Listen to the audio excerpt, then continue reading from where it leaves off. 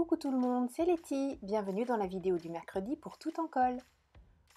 Aujourd'hui, je vous propose de jouer avec la gel presse et les peintures Fresco Finish de chez Paper Arty.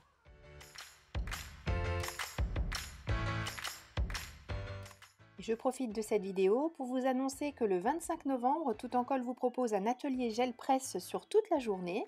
Donc le matin, la création de trois papiers différents, enfin 3 sessions de création de papiers différentes avec votre gel presse. Et l'après-midi, la réalisation de différentes créations avec les papiers faits le matin. Une marque de tampons que j'adore utiliser avec la gel presse, ce sont les tampons Paper Arty. J'ai installé ma gel presse sur ma plaque en verre, comme ça je suis sûre qu'elle ne bouge pas. J'ai pris ces deux petits tampons puisque tout à l'heure je ferai des empreintes avec dans la peinture. Et comme je l'ai dit en préambule, j'utilise la peinture acrylique de chez Paper Arty, la Fresco Finish, que je mets en petits plots sur ma gel presse. Là les plots étaient un peu gros, donc j'ai étalé avec, je les ai mis un petit peu plus partout avec mon pinceau, mais normalement c'est pas nécessaire quand on s'y prend correctement. Avec mon rouleau dur, j'étale ma peinture sur toute la surface et je prélève une première empreinte avec le papier. Je le pose délicatement pour recouvrir toute la surface et avec ma main, je prélève la peinture et voilà ce qu'on obtient. Bien sûr, je ne nettoie pas ma gel presse. Je profite du fait que la peinture ne soit pas encore sèche pour mettre les tampons dont je vous ai parlé tout à l'heure, que je vous ai montré, montés sur des petits blocs acryliques. Et je prélève de la peinture, je fais des empreintes dans cette peinture avec les tampons. Alors attention, pensez bien à nettoyer vos tampons tout de suite puisqu'on est en train de prélever de la peinture acrylique, donc elle va sécher assez rapidement, surtout que ce qu'on enlève c'est pas très épais, donc ça va sécher très vite. Donc nettoyez-les tout de suite pour ne pas les abîmer. À côté de ma gel presse, j'ai toujours ce que j'appelle le papier Burke qui quelquefois donne de très beaux résultats, donc même le papier Burke on peut l'utiliser. Pendant notre petite session de nettoyage, la peinture a séché, je peux donc ajouter une nouvelle couleur en couche très légère. Donc là on ne le voit pas à la caméra, mais sur le côté j'ai une palette dans laquelle j'ai déposé un tout petit peu de peinture, j'ai glissé mon rouleau dedans, j'ai fait rouler mon rouleau dessus et je dépose une couche très fine, vous voyez on voit en transparence, sur la gel presse. Cette couche très fine va sécher très vite et pour pouvoir la prélever, je prends de la peinture acrylique blanche que j'étale toujours avec mon rouleau dur. Je me dépêche de travailler parce que cette couche-là, je ne veux pas qu'elle sèche. C'est celle qui va me permettre de venir enlever tout ce qui est sur ma gel presse. Donc vous voyez tout de suite, je prends un papier que je pose sur ma gel presse. Avec les mains, je fais en sorte de passer sur toute la surface. Vous voyez, je décolle un petit peu. Si je vois que je n'ai pas tout enlevé ou en tout cas pas suffisamment à mon goût, je repasse mes mains jusqu'à prélever exactement tout ce que je veux, et c'est-à-dire ici la quasi-totalité de ce qui était sur la gel presse. Et regardez ce magnifique résultat. Mon premier papier est prêt. Comme j'ai un peu trop attendu ce qui était sur la gel presse à sécher, donc je ne peux pas l'enlever avec mon papier Burke, mais sachez que vous pouvez tout à fait le faire si vous réagissez suffisamment vite. Donc là j'utilise un chiffon qui ne fait pas de peluche, donc surtout pas d'essuie-tout, surtout pas de mouchoir en papier, voilà, ces choses-là on oublie et on nettoie la gel presse avec tout simplement de l'eau, il n'y a pas besoin de mettre quoi que ce soit d'autre que de l'eau. Je crée maintenant un nouveau papier, donc vous avez vu avec la première session j'ai réussi à faire 2 papiers, le papier qui était avec des couleurs très prononcées au début et puis le deuxième que je vous ai montré, donc celui qu'on voyait à la fin de la première session. Comme tout à l'heure, je mets 2 couleurs de peinture. J'étale avec mon rouleau dur et avant que ça ne sèche, je dispose des pochoirs. Ce sont des pochoirs 100% tout en colle que vous retrouvez dans la boutique. Et je me dépêche de les disposer puisque je veux pouvoir prélever au travers des pochoirs une première couche de peinture avant que celle-ci ne soit sèche. Donc une fois que j'ai fini de disposer mes pochoirs, je reprends le premier papier de tout à l'heure et avec mes mains, je passe au travers des pochoirs, enfin au travers. Voilà, j'essaie de prélever la peinture en m'aidant de mes mains et voilà le résultat. J'enlève vite tous mes pochoirs et bien sûr la peinture sous les pochoirs n'est pas sèche non plus, donc je prends une feuille de papier vierge que je pose sur ma gel presse et je viens enlever un maximum de peinture. Une fois que j'ai réalisé cette impression, il reste toujours de la peinture sur ma gel presse. Je vais donc la prélever en utilisant une nouvelle couleur. J'ai repris le coloris cerise de tout à l'heure.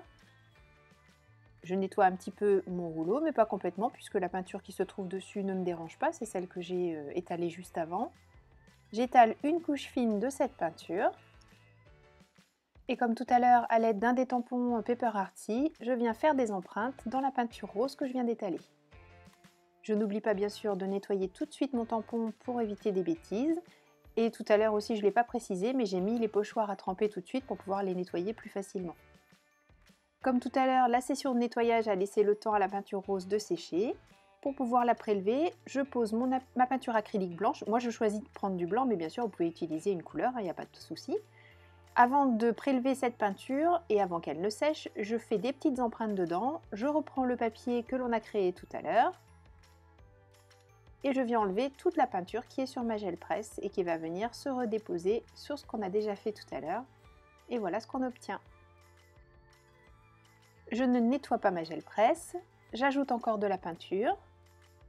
Je reprends le coloris slide, j'en mets un tout petit peu et j'étale avec mon rouleau. Sur le rouleau, il restait encore de la peinture acrylique blanche, donc aucun souci, tout se mêle très bien, mais vous pouvez vous par contre nettoyer votre rouleau entre deux passages. Et je crée un nouveau papier en mettant une feuille blanche.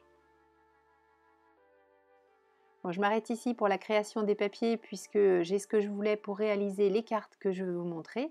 Mais bien sûr, c'est tellement addictif qu'on n'a qu'une envie, c'est de continuer à créer toujours et encore. Et même si on a l'impression que l'on maîtrise, oui, on maîtrise des couleurs, on maîtrise, mais la surprise est toujours là et c'est vraiment un pur bonheur. Bon, je prends soin de ma gel presse. Avant de la ranger, je la nettoie et je la remets précieusement dans son emballage d'origine. Je vous montre rapidement ce qu'on a créé ensemble aujourd'hui. Et on va maintenant utiliser ces 4 papiers pour réaliser 2 cartes. Je commence par enlever les petites marges blanches qui ont pu se créer. Pour ça, j'utilise mon massicot de manière à avoir les angles les plus droits possibles, enfin même des angles complètement droits d'ailleurs. 2 de mes papiers vont me servir à créer des fonds et avec le reste, je vais créer les différents éléments que je vais découper à l'aide des impressions que j'aurai faites avec mes tampons Paper Arty. Pour les fonds de cartes, je choisis ce qui me paraît le plus intéressant dans les papiers que j'ai créés tout à l'heure. Donc là où on a le plus de tâches, enfin voilà, c'est à vous de voir ce qui vous plaît le plus dans les papiers que vous avez créés. Et avant de faire quoi que ce soit au niveau des coupes, je colle ces 2 fonds de cartes sur des bases de cartes que j'ai réalisées en papier noir, du papier scrap, du basil noir tout simple. Je colle mes papiers, je ne mets pas trop de colle. Je vous rappelle que j'ai travaillé pour ma gel presse sur un 160 grammes. Je ne vous ai pas dit d'ailleurs pourquoi j'ai choisi ce papier. En fait, avec la gel presse, j'aime bien travailler avec des papiers pas complètement lisses. Il faut un minimum, enfin, en tout cas à mon avis, un minimum de rugosité entre guillemets à votre papier pour que la peinture accroche bien et qu'on ait les plus beaux résultats. Toujours pareil, à mon avis. Voilà, c'est comme ça que j'aime travailler et que j'ai les résultats que je préfère. Comme vous le voyez, j'ai pas collé droit du tout, mais bon, c'est pas grave, on arrangera ça plus tard au moment de la déco. Je vais faire un petit peu la technique du paper piecing pour réaliser ces cartes. Je vais donc commencer par tamponner les motifs que j'ai choisis sur les cartes que l'on vient de créer. J'utilise ma presse de précision pour plus de facilité de travail. Et j'ai choisi ici de tamponner tout ça avec de l'encre Versafine. Alors, peu importe que mes motifs se superposent, puisque de toute façon, je vais remplir les deux fleurs avec les papiers qu'on a créés tout à l'heure. Donc je n'ai pas besoin de faire de masquage particulier.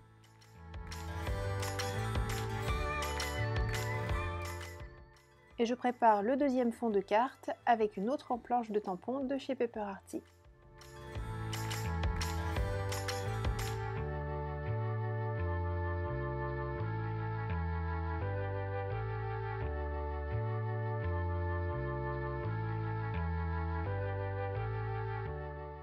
Je reprends des morceaux des papiers créés pour cette fois-ci tamponner les motifs que je vais découper et venir recoller sur mes bases de cartes.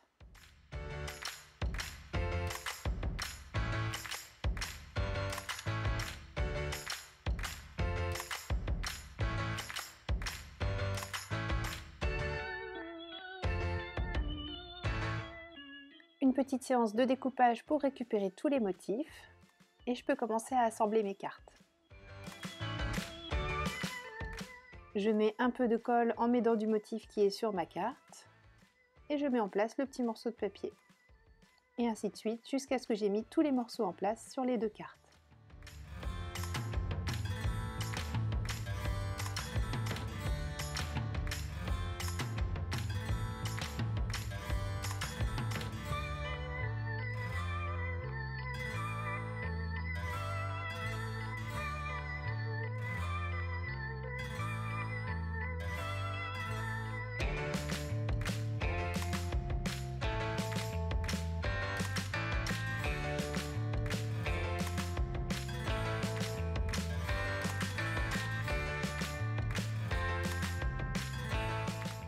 Je rajoute quelques points colorés supplémentaires ou en tout cas différents du fond, des fonds que j'ai réalisés en utilisant mes feutres à alcool. Alors je fais attention parce que comme vous l'avez vu, j'ai tamponné mes motifs à la Versafine et la Versafine n'est pas du tout l'ami des feutres à alcool. Donc je fais très attention et de temps en temps sur une feuille de papier de brouillon à côté, je fais des petits gribouillis pour ramener ma mine de feutre à alcool toute propre.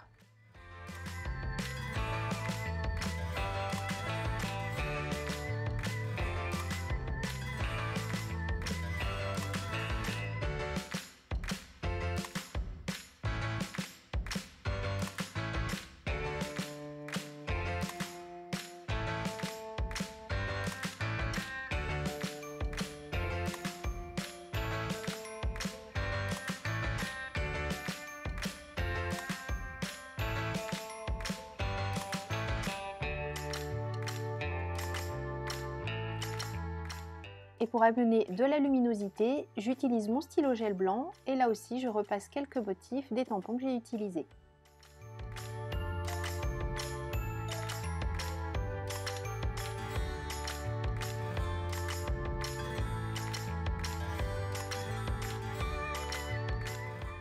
En touche finale, je réalise un cadre avec un feutre fin noir. Et pour une fois, je ne le fais pas à main levée, je voulais quelque chose au contraire de très droit, très rectiligne, je ne sais pas pourquoi. Bon, c'est comme ça, c'est pas grave. Hein. Et j'utilise donc ma règle, mon stylo noir, et je fais un cadre sur chacune des deux cartes, mais j'ajoute quand même à la main des petits zigouigouis pour quand même faire un petit peu comme d'habitude.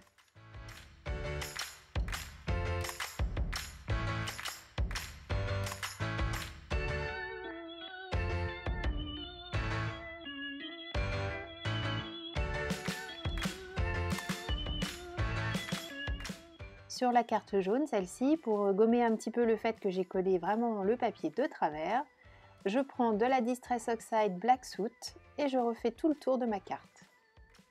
Voilà pour les réalisations du jour avec la gel presse. J'espère que ça vous a donné envie d'essayer ou si vous l'avez déjà, ça vous a donné envie de la ressortir et de vous mettre à fabriquer vous-même vos papiers. C'est vraiment, enfin moi j'adore. Je crois que vous l'aviez compris, mais vraiment j'adore. Et je vous invite à aller voir toutes les infos concernant l'atelier gel presse qui aura bientôt lieu chez Tout en Colle.